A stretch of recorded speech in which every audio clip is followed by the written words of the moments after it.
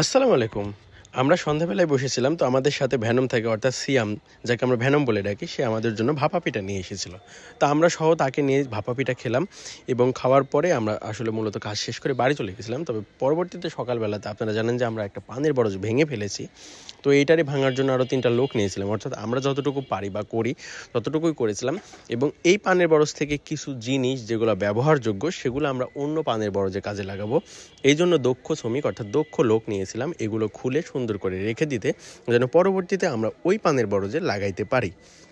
তো এই কাজ করার পরে যেহেতু আমাদের নতুন করে পাটকাঠি এসেছে, আমরা হালকা পাতলা কিছু পাটকাঠির কাজও করেছি এবং পাটকাঠির কাজ কমপ্লিট করে আমরা চলে গেছিলাম মূলত ভেড়ামারাতে। আর ভেড়ামারাতে যাওয়ার মূল কারণটাই হচ্ছে আমাদের হাঁসের ওষুধ নেওয়া, আর পাশাপাশি আমরা যে নিলয়ের নতুন যেই বাইকটা নিয়েছি, আর সেই বাইকটারই মেরামত করার জন্য, অর্থাৎ কিছু খুঁটিনাটি কাজ করার দরকার ছিল, সেটাই আমরা করেছি আজকে ভেড়ামারাতে গিয়ে।